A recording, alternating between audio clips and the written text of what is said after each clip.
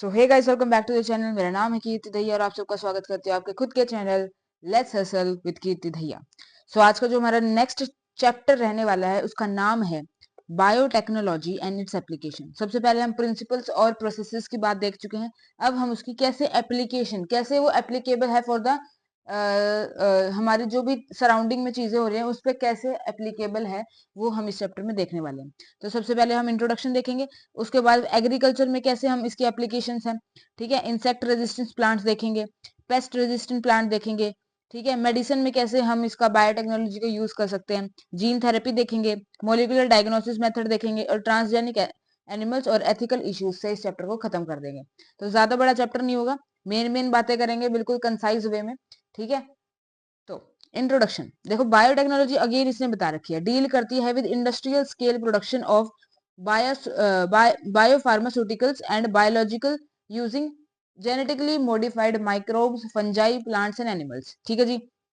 Application देखिए biotechnology की, हमारी थेरेपेटिक्स में यूज होता है, डायग्नोस्टिक्स में यूज होता है हमारे पास, genetically modified crops for agriculture, processed food में, bioremediation, waste treatment, energy production. Three critical research areas of biotechnology क्या है, providing best catalyst in the form of improved microbes और प्योर एंजाइम्स, ठीक है। मतलब क्या, प्योर एंजाइम्स प्रोड्यूस करते हैं, ठीक है। Creating optimum condition through genetic engineering, एक जो ऑप्टिमम कंडीशन होती है किसी भी चीज को, किसी भी चीज के लिए सूटेबल, वो प्रोवाइड करती है। या फिर down streaming processes technologies for purification, ठीक है। अब बात करते हैं biotechnological application in agriculture. Food production caused possibly by increased by तीन वे से हम इंक्रीज कर सकते हैं। सबसे पहली बात है हमारे पास एग्रो केमिकल बेस्ड एग्रीकल्चर, ठीक है। केमिकल्स का यूज कर सकते हैं, ऑर्गेनिक फार्मिंग कर सकते हैं, और या फिर हमारे पास genetically engineered crop based farming कर सकते हैं।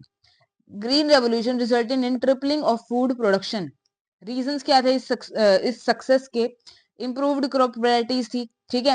एग्रोकेमिकल्स मतलब कि फर्टिलाइजर और पेस्टिसाइड का यूज हो रहा था, ठीक है। प्रॉब्लम क्या थी, enhancement in food production by green revolution was still not enough to feed growing population. अब हमारी जो पॉपुलेशन थी वो बढ़ती जा रही थी, तो इतना हमारे पास क्या नहीं था, फूड की हमारे पास वो नहीं थी, ठीक है। तो क्योंकि population was growing rapidly. Agrochemicals are often too expensive थे फार्मर्स के लिए, ठीक है, जो भी केमिकल्स थे, ठीक है। तो उसकी वजह से हमारी ईल्ड इंक्रीज नहीं हुई। Organism including plants, bacteria, fungi, animals whose genes have been altered by manipulation are called the genetically modified organism। पिछले चैप्टर में भी हम बात कर चुके हैं इसकी, ठीक है। एप्लीकेशन क्या है जेनेटिक मॉडिफिकेशन की, मेड क्रॉप्स मोर टॉलरेंट, ज्यादा टॉलरेंट बनाती है एबायोटिक स्ट्रेस। एबायोटिक स्ट्रेस मतलब कि हमारे पास सूखा पड़ गया या कोल्ड हो गया, सॉल्ट, हीट, इन सब से क्या बनाती है, ज्यादा टॉलरेंट बनाती है। Reduced reliable on chemical pesticide, help in to reduce the post harvest. हमारे पास क्या था, पोस्ट हार्वेस्ट लॉसेस बहुत ज्यादा होते थे, पर इसकी वजह से हमारे पास कम हुए, रिड्यूस हुए हैं।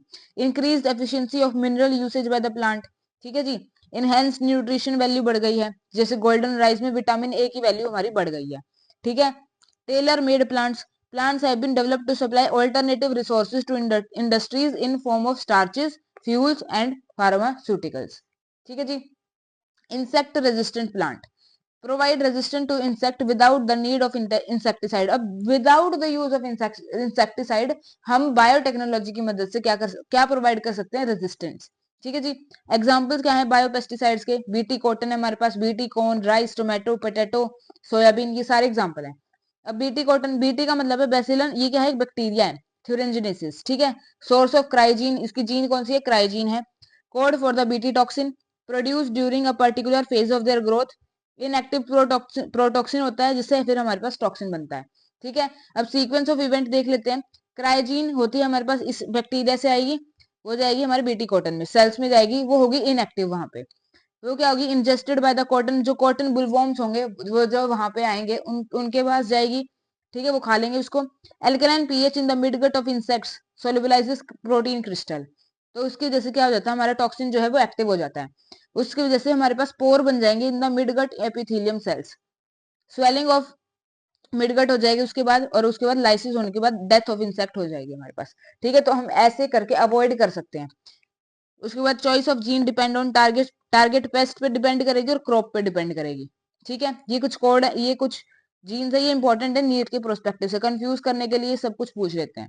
ठीक है, ये ग्रुप दे रखे हैं, लेप्टोप्टेरा, कोलेप्टेरा, डिप्टेरा, ये आपको देख लेना। ठीक है, उसके बाद पेस्ट रेजिस्टेंट प्लांट अगर हम बात करें तो method of cellular defence seen in all eukaryotes against paste infestation. Technique क्या है इसमें?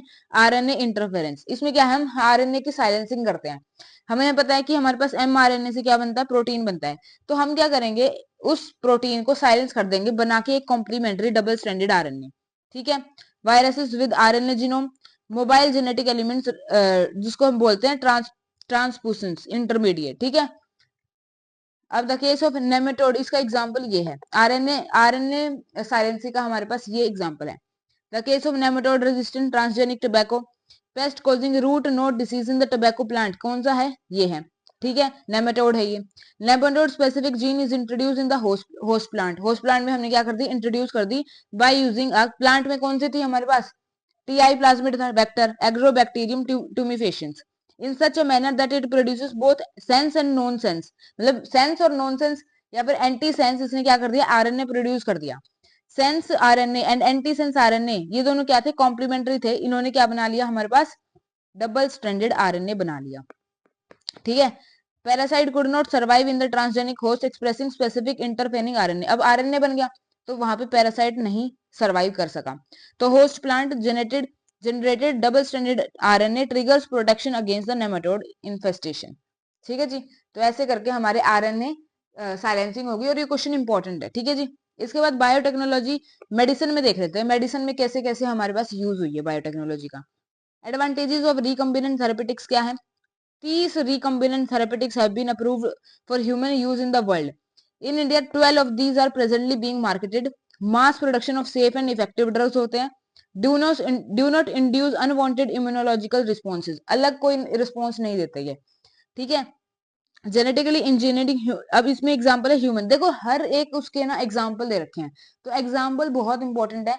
आपके केस बेस्ड स्टडी भी आ सकता है इसमें, आपका वैसे भी क्वेश्चन पूछ सकते हैं कि एग्जांपल बता दो मेडिसिन में, तो ह्यूमन इंसुलिन का एग्जांपल दे रखा है, किससे एक्सट्रैक्ट करा था हमने, पहले केटल से करते थे या पिग से करते थे, पर उससे उससे क्या होती थी, एलर्जी हो जाती थी हमें। ठीक है, तो वो सूटेबल नहीं था, तो हमने क्या किया, ह्यूमिलिन बनाया। ह्यूमिलिन क्या था, किस कंपनी ने बनाया, एली लिली ने। ठीक है, 1983 में, इंपॉर्टेंट है। The main challenge of production of insulin using rDNA technique was getting insulin assembled into the mature form. Mature form में लाना एक चैलेंज था। ठीक है जी, आर्टिफिशियली सिंथेसाइज्ड हमारे पास ए चेन थी और बी चेन थी, हमने दोनों को अलग अलग प्लाज्मिड में एक अलग अलग प्लाज्मिड इकोलाई में डाल दिया, दोनों चेन अलग अलग कर दी और उसको फिर produce separately extracted and combined by creating disulphide bond. फिर बाद में हमारे उनको क्या करा, डाइसल्फाइड बॉन्ड से ज्वाइन कर दिया और हमारे पास ह्यूमन इंसुलिन बन गया। ठीक है, insulin is a peptide hormone and can be degraded by proteases in our gut. ठीक है जी, उसके बाद जीन थेरेपी की बात करते हैं।